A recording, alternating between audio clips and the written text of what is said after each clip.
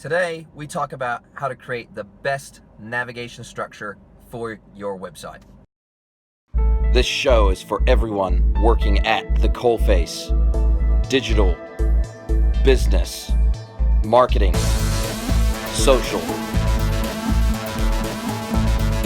This is At the Coalface with your host, Jason Greenwood.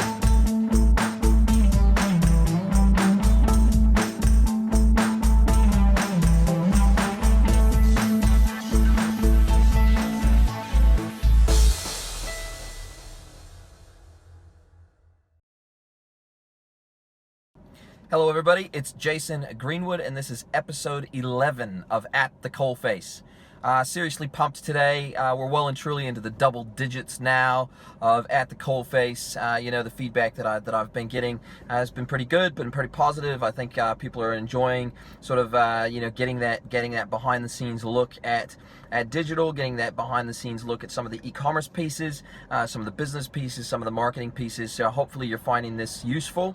I think for me, I'd love to see the audience growing faster, but I realize you have to have patience and it takes time to build an audience. And I realize that some of these videos, may not get viewed until, 2, 3, 4, 5, 6 months down the track, once the audience has had a chance to build a little bit of momentum, and then they find me, or they find someone who's recommended me or shared a video or shared through social, whatever the case may be. And then once someone finds this content, if they find it useful, they watch one episode and then they go back and they historically maybe watch the rest of the episodes. So, I've got patience. I plan on having staying power. So, I plan on doing this for a long time to come. I don't know how long, but I plan on doing it for, I'd like to do hundreds of episodes of At the Coalface. I think it's a voice that's really important in our space. I think it's a voice that's, it's really important to, I guess, they say a rising tide floats all boats. So I hope that some of my experiences, some of my knowledge is going to be beneficial to other people who are working in the digital space, and hopefully we can have positive dialogue, and hopefully we can get some sharing happening within the community, so that other people's experience starts aggregating around some of this content. It starts a dialogue and a discussion, whether it be in the comments, whether it be across some of my social channels, where I tend to share some of this content and tag some of the businesses that I may talk about, etc. etc. So that's kind of how I see it going. When I go to events, it's my intention to sort of interview some of the players that I know in the space, and hopefully get some of the inside skinny from them and share that with you as well. Any of the books that I may happen to be reading at the time around sort of that digital e-commerce business transformation space, plan to share sort of what my thoughts are, what my opinions are, maybe from the content of those books and those publications. So that's sort of what my goal is. Trying to, if I bring anything in around kind of the things that I'm doing at HealthPost, they say that content is king, but context is queen, and everything else. So my goal is to try to give everything that I talk about a bit of context, so hopefully it's applicable for you, either as a merchant or maybe somebody working in the agency space or the digital social space. Whatever the case may be, hopefully this content, through a bit of context setting, will be beneficial to you, regardless of where you sit on the spectrum of the audience that tends to watch this type of content. So today, what I want to really talk about is how to build or how to design the best navigation structure for your website. Whether it's also known as information architecture. That's another very common term when you're talking about building the navigation structure, the category structure of your website.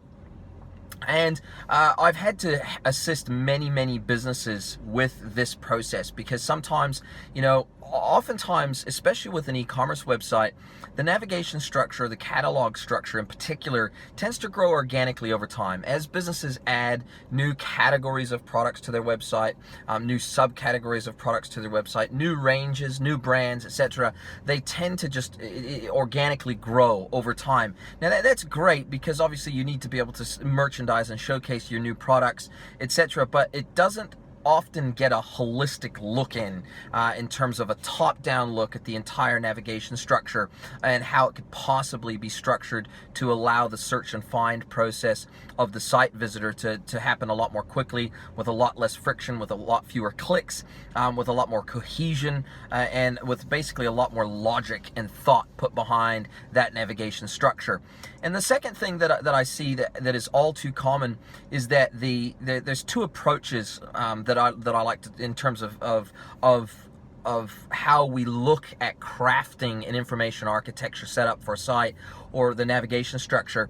I like to think of it in two ways. Basically, you've got the traditional way, which is very much your supermarket shopping. It's your supermarket aisle sort of navigation structure. We've got aisles of product in a supermarket with signs hanging down over that aisle that'll tell you what's in that aisle, whether it be ethnic foods, whether it be, confectionery, whether it be baking goods, whatever the case may be.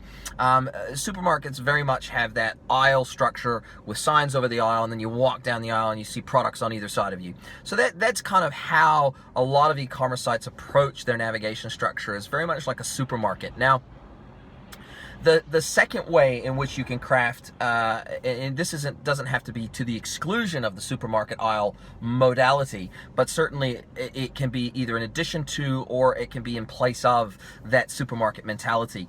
And the other one is known, I guess, in the industry as guided navigation.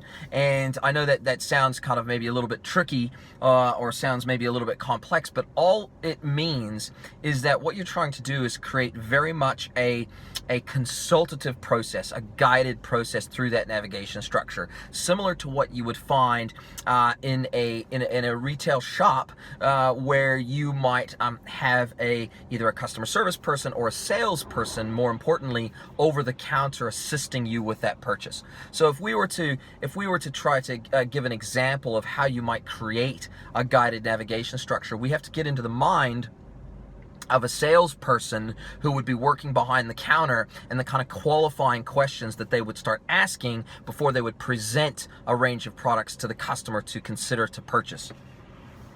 So if we to give it a bit of context, let's say hypothetically we wanted to create a navigation structure for a jewelry store. And so what we were doing is we were thinking about the in-store experience, the shopping experience, and the consultative guiding salesperson experience, and what they would do if they were standing behind the counter. So they might go, when you walk through the door, they're not just going to pull a bunch of stuff from underneath the counter and plunk it on the counter and say, hey, do you want to come look at these today? They're going to ask you some qualifying questions. So they're going to say, hey, look, have you ever been in here before? And they might say, then that person might say, no, actually this is my first time, or whatever the case may be. And then they're typically going to ask the next follow-up question is, are you after something for yourself or for someone else? Now, if you're a guy and you've walked into a jewelry store and you say, I'm shopping for myself, well, they immediately know that they can leave out of the equation all the female-orientated products. So all of the women's watches, all the women's jewelry, all the women's rings, etc., etc. They can completely leave that out of the equation if you're shopping for yourself. Now, if you say, I'm actually shopping for someone else today for a birthday present, then they might go, well, are you shopping for a man, or are you shopping for a lady? So then they'll qualify kind of the sex or the gender of the person that you're shopping for, so that once again they need to start narrowing down their product range before they start presenting you products. And so then they might ask, are you looking for what do you have any idea of what type of product that you're looking for? And you might say, I'm actually in the market for a watch. So that tells them, I don't need to show you necklaces, I don't need to show you rings, I don't need to show you bracelets, I don't need to show you any of those types of things. I'm going to show you watches today. And then let's say you said you were shopping for yourself and you're shopping for watches. Then they might go, oh great, is the watch, are you going to be using that for business? Are you going to be using that for sport? Do you need something quite dressy? Do you need something quite casual? What occasion are you looking to wear this watch for? And then they're going to start narrowing it down from there.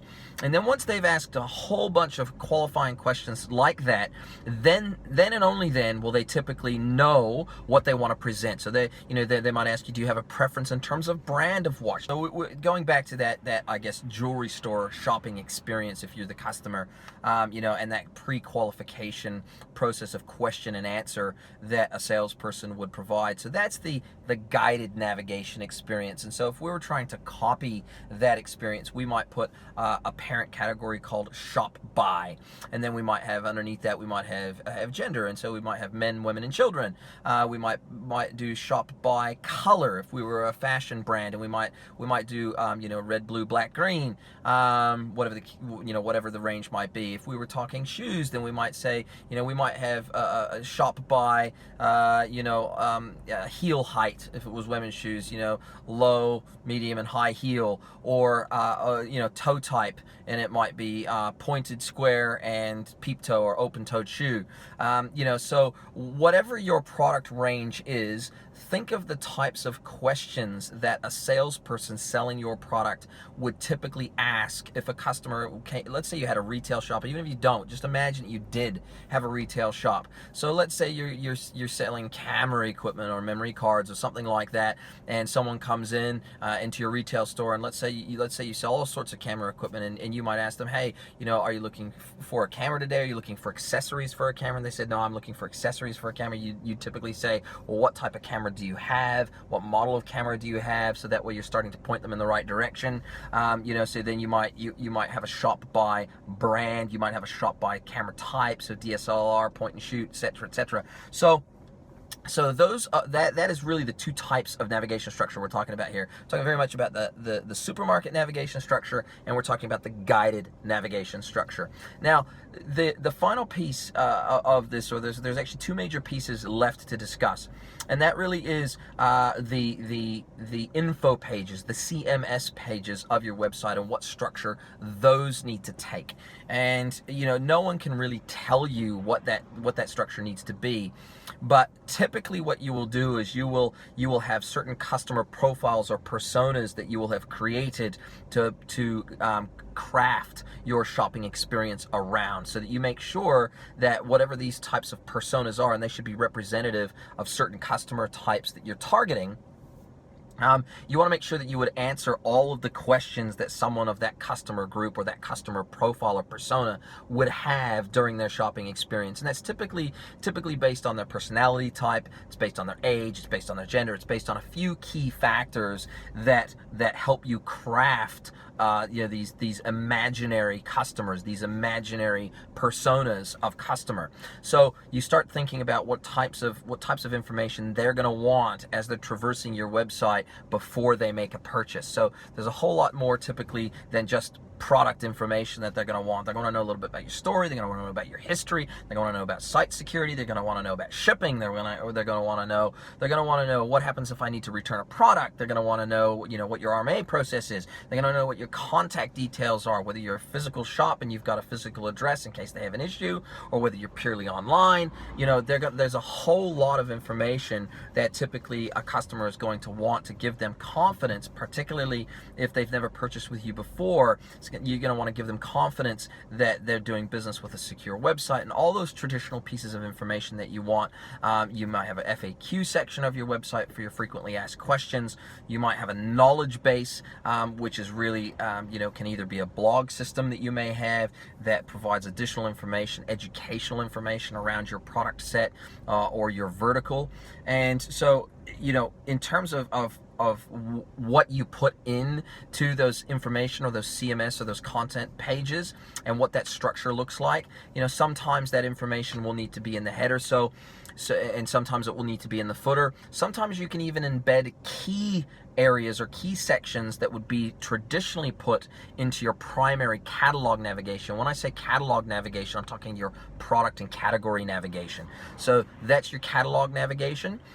And sometimes you'll embed within that catalog navigation structure, you'll embed one or two key sections of your traditional info pages, which aren't category or product pages, but you want to feature them in your primary navigation structure. because they're so important that they need to be there. Sometimes a store locator may be there, but then also sometimes you might have an additional section of your header that has some of those info pages or info page categories broken out in it. And nowadays, which is becoming a lot more common also, is a persistent header. So as you scroll down the page, having your primary navigation, having your header information with your typically your site search bar and some of those other key info pages linked to from your header, that will persist as you scroll down the page. So that won't disappear as it traditionally would. So sometimes persistent footer is also becoming a little bit more common. So instead of having to scroll right to the bottom of the home page or a category page or even an info page, the footer will always be visible. Now you can get a little bit caught out if you've got infinite scroll on your category page. So on your category page with all your products, if you've got infinite scroll set up, then depending on how many products are in that category, you may never be able to access that footer because it keeps disappearing, pushed down the bottom of the page. So the way some sites deal with that is to create a persistent footer that's collapsed, and then you have to click a button. You click a button there to expand that footer and see the whole thing. So there's a number of different approaches, but typically your info pages will be structured to sit in your footer and or that pre-header area above your primary navigation. But more often than not, your info pages will be structured to be, in columns and with headers above them. They're not categories as such, but they're really columns with column headers in them. And typically those column headers aren't clickable like your primary nav would be. And then you would put your sub info pages underneath that. So very common ones would be corporate information. So contact us, returns, that sort of information. And sometimes returns and shipping and all that sort of stuff might be under a customer service column. And then you've got, you sometimes will have a contact us column with your key contact details and perhaps your social links for your social platforms that you're present on. So it really just gives some thought to that as it relates to the personas that you should be creating for your website. So from your primary navigation standpoint, once again, you have that kind of traditional supermarket model where you've got just, here's our categories of product, and here's our subcategories of product, and there's our products within them, which is a very generic sort of way to shop. But think about adding in, even if as only one of your parent category names, you've got shop by, and then you've got subcategories underneath that, like I said, maybe color, and then subcategories will be the colors underneath that, shop by gender, shop by whatever the case may be. That you're trying to guide the customer down that shopping experience in ways that they would normally mentally shop if they were in a retail store. And you can combine those. You can combine that supermarket structure if you want to leave that in place and maybe add a shop by structure, which is the guided navigation piece.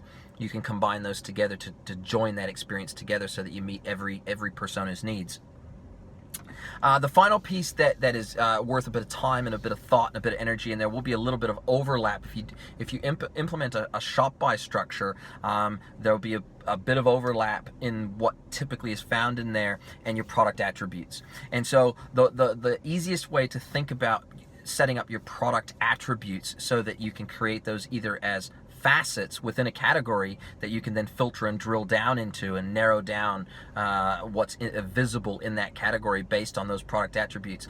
The easiest way to start thinking about what kind of product attributes you need to apply to a product to facilitate and drive that faceted or filtered navigation or layered navigation. Easiest way to think of that is to, if you dumped every one of your products, let's say you got a catalog of 1,000 products, 1,000 SKUs, if you were to dump all of those products into one category that said all products, what would you put, what kind of attributes would you have to apply to a product so that in that filtered or faceted navigation area they could start narrowing down, start clicking and narrowing down from that all products category the kind of products that they wanted to find. So obviously HealthPost operates in the health space, so in the health space you might have product attributes like is a product gluten-free? Yes or no? Is a product dairy-free? Yes or no? Is it a vitamin product? Is it a mineral product? Is it a probiotic product?